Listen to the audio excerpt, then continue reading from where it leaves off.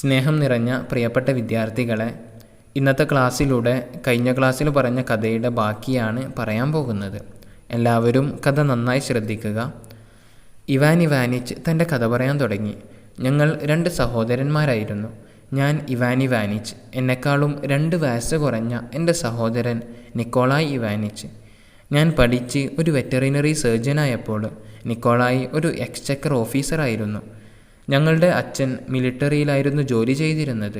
അദ്ദേഹത്തിൻ്റെ മരണശേഷം അദ്ദേഹത്തിൻ്റെ പ്രശസ്തിയും ഒരു ചെറിയ എസ്റ്റേറ്റുമാണ്, തോട്ടവുമാണ് നമുക്ക് ലഭിച്ചത്. അച്ഛൻ്റെ കടം വീട്ടാനായി തന്നെ ആ തോട്ടം നമുക്ക് വിൽക്കേണ്ടി വന്നു. എൻ്റെ സഹോദരൻ നിക്കോളായ് പറഞ്ഞിരുന്നത്, ഒരിക്കൽ ഒരാൾ ഗ്രാമത്തിൽ ജീവിച്ച് അവിടെ മീൻ പിടിക്കുകയും പക്ഷികൾ കൂട്ടത്തോടെ പാറിപ്പറക്കുന്നത് കാണുകയും ചെയ്താൽ അയാൾ മരിക്കുന്നതുവരെ ഗ്രാമത്തിൻ്റെ ഭംഗിയിൽ ജീവിക്കാൻ ആഗ്രഹിക്കും. അയാൾക്ക് ഒരിക്കലും ഒരു പട്ടണത്തിലെ ആളായി മാറാൻ കഴിയുകയില്ല. നിക്കോളായിയുടെ സ്വപ്നം പട്ടണത്തിലുള്ള തൻ്റെ ജോലി ഒഴിവാക്കി പുഴക്കടവിൽ ഒരു ചെറിയ ഫാം നിർമ്മിക്കലാണ്. പക്ഷേ എനിക്ക് എൻ്റെ സഹോദരനെ വളരെ ഇഷ്ടമാണ്. അവൻ്റെ ഈ മടിയും അലസതയും എനിക്ക് തീരെ ഇഷ്ടമല്ല. ഒരു മനുഷ്യന് 6 അടി മണ്ണ് മതിയെന്ന് കേട്ടിട്ടുണ്ട്.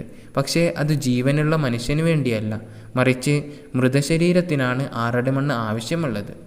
നിക്കോളായി അയാളുടെ ഓഫീസിലിരുന്ന് തുറന്ന ഭൂമിയിൽ ഭക്ഷണം കഴിക്കുന്നതും സൂര്യൻ്റെ അടിയിൽ ഉറങ്ങുന്നതും നീണ്ട കാടിനെ നോക്കി മണിക്കൂറുകൾ ചെലവഴിക്കുന്നതും സ്വപ്നം കാണുമായിരുന്നു.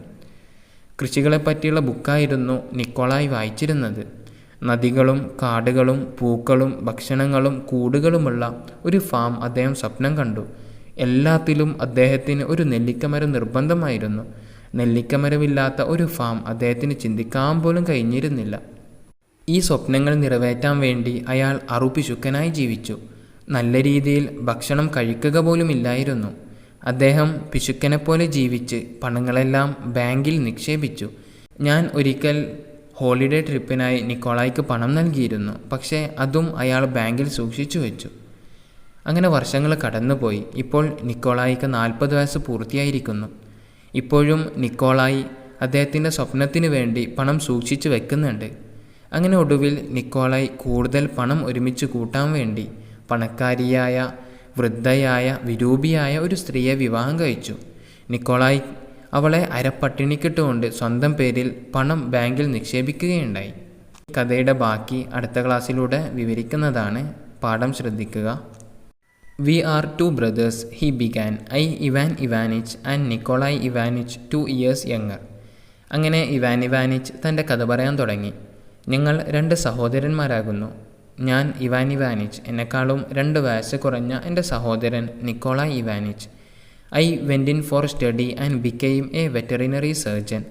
ഞാൻ പഠനം തിരഞ്ഞെടുത്തു. അങ്ങനെ ഞാനൊരു വെറ്ററിനറി സർജനായി മാറി. ഗോ ഇൻ ഫോർ എന്ന് പറഞ്ഞാൽ ഒരു കാര്യം തിരഞ്ഞെടുക്കുക, ജോലിക്കോ മറ്റോ ആയി ഒരു കാര്യം തിരഞ്ഞെടുക്കുക.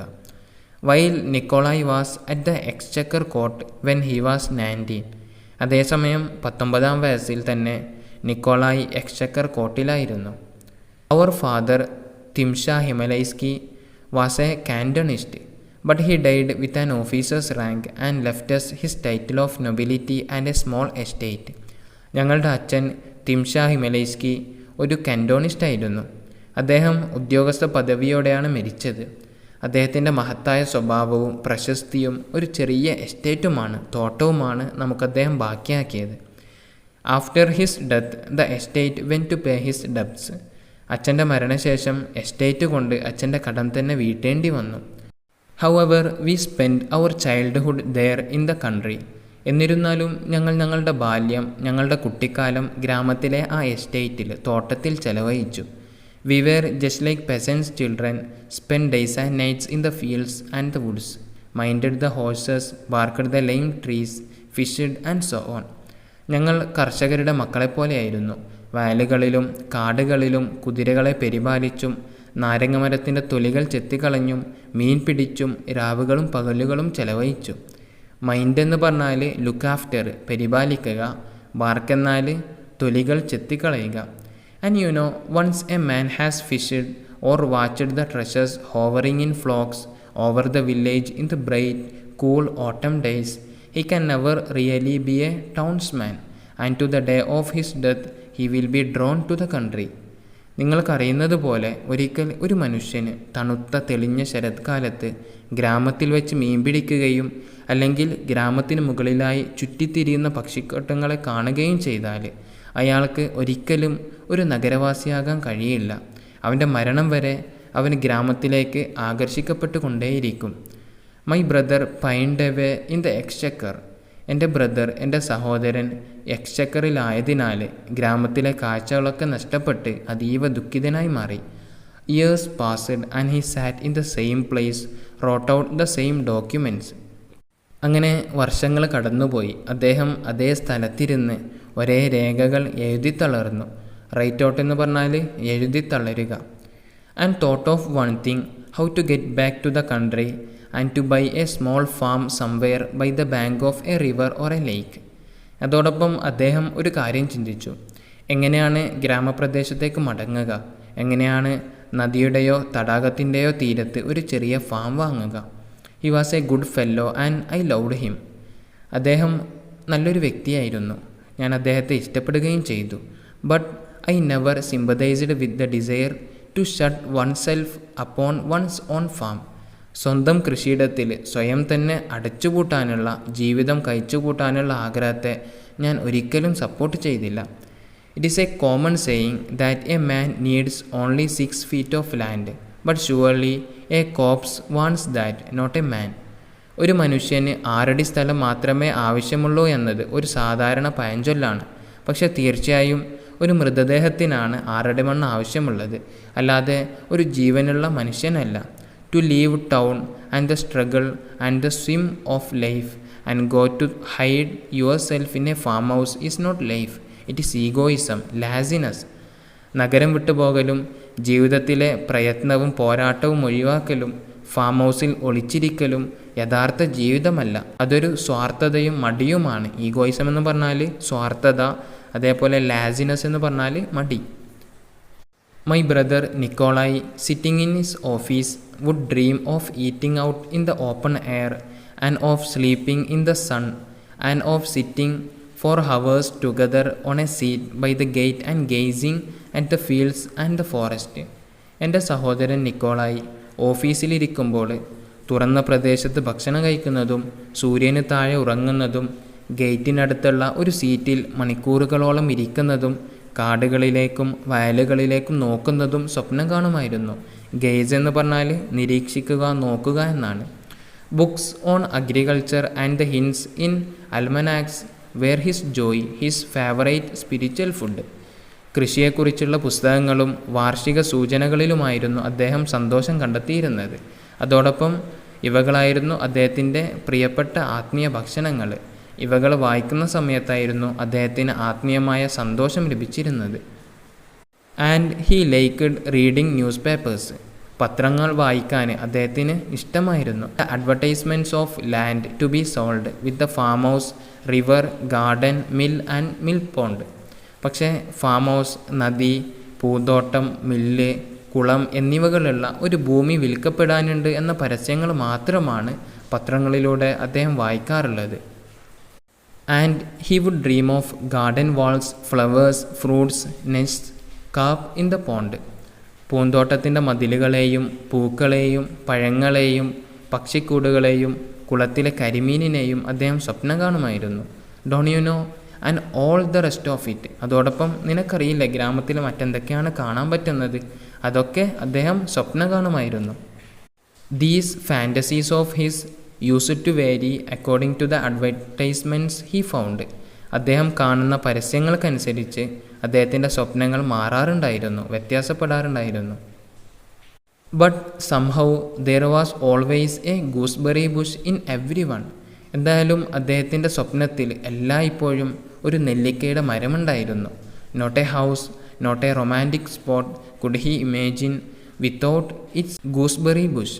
നെല്ലിക്ക മരമില്ലാത്ത ഒരു വീടും ഒരു റൊമാൻറ്റിക് സ്ഥലവും അദ്ദേഹത്തിന് സങ്കല്പിക്കാൻ കഴിഞ്ഞില്ല. Country life has its advantage, he used to say. ഗ്രാമജീവിതത്തിന് അതിൻ്റേതായ ഗുണങ്ങളുണ്ട് എന്ന് അദ്ദേഹം പറയാറുണ്ടായിരുന്നു. ഇനി നിക്കോളായി ആ ഗ്രാമത്തെ വിശദീകരിക്കുകയാണ്. You sit on the veranda drinking tea and your ducklings swim on the pond and everything smells good and there are gooseberries. നിങ്ങൾ ചായ കുടിച്ചുകൊണ്ട് വരാന്തയിലിരിക്കുന്നു. നിങ്ങളുടെ താറാകുഞ്ഞുങ്ങൾ കുളത്തിൽ നീന്തുന്നു. അതോടൊപ്പം ഗ്രാമത്തിലെ നല്ല വാസനയും ഒപ്പം നെല്ലിക്കകളുമുണ്ട്. ഡക്ലിങ്സ് എന്ന് പറഞ്ഞാൽ താറാവിൻ്റെ കുഞ്ഞുങ്ങളെന്നാണ്. He used to live meagrely and never had enough to eat and drink. അവൻ പിശുക്കനായിട്ടായിരുന്നു ജീവിച്ചത്. തിന്നാനും കുടിക്കാനും മതിയായ ഭക്ഷണവും പാനീയവും അദ്ദേഹത്തിനുണ്ടായിരുന്നില്ല. Dressed God knows how exactly like a beggar. അവനൊരു ഭിക്ഷക്കാരനെ പോലെയായിരുന്നു വസ്ത്രം ധരിച്ചിരുന്നത്. ദൈവത്തിനറിയാം എങ്ങനെയാണ് അവനിങ്ങനെ ചെയ്തതെന്ന്. And always saved and put his money into the bank. എല്ലായ്പ്പോഴും അവൻ പണം ലാഭിക്കുകയും ബാങ്കിൽ പണം നിക്ഷേപിക്കുകയും ചെയ്യുന്നുണ്ട്. He was terribly stingy. അവൻ ഭയങ്കര പിശുക്കനായിരുന്നു, പിശുക്കനായിരുന്നു. It used to hurt me to see him. അവനെ അങ്ങനെ പിശുക്കനായി കാണുന്നത് എന്നെ വേദനിപ്പിക്കാറുണ്ടായിരുന്നു. And I used to give him money to go away for a holiday but he would put that away too. Holiday ആഘോഷിക്കാൻ വേണ്ടി ഞാൻ അവന് പണം കൊടുക്കാറുണ്ടായിരുന്നു. പക്ഷേ അവൻ ട്രിപ്പിന് പോകാതെ, ഹോളിഡേ യാത്രയ്ക്ക് പോകാതെ ആ പണവും എടുത്തു വെക്കാറുണ്ടായിരുന്നു. പുട്ട് എവേ എന്ന് പറഞ്ഞാൽ save money for future use, ഭാവി ഉപയോഗത്തിന് വേണ്ടിയിട്ട് പണം സേവ് ചെയ്യുക എന്നാണ്. Once a man gets a fixed idea there is nothing to be done. ഒരാളൊരു കാര്യം തീരുമാനിച്ചുറപ്പിച്ചാൽ മറ്റെന്ത് ചെയ്തിട്ടും കാര്യമില്ല, അതിൽ നിന്ന് അയാൾ പിന്തിരിയില്ല. Years passed. He completed his 40th year and was still reading advertisements in the papers and saving up his money. അങ്ങനെ വർഷങ്ങൾ കടന്നുപോയി. അദ്ദേഹം തൻ്റെ 40ാം വയസ്സ് പൂർത്തിയാക്കി. അതോടൊപ്പം അദ്ദേഹം ഇപ്പോഴും പത്രങ്ങളിലെ പരസ്യങ്ങൾ വായിക്കുകയും പണം ലാഭിക്കുകയും ചെയ്യാറുണ്ടായിരുന്നു. Then I heard he was married.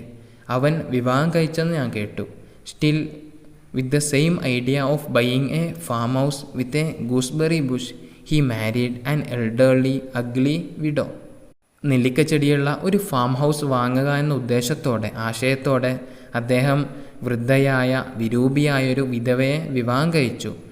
Not out of any feeling of her but because she had money.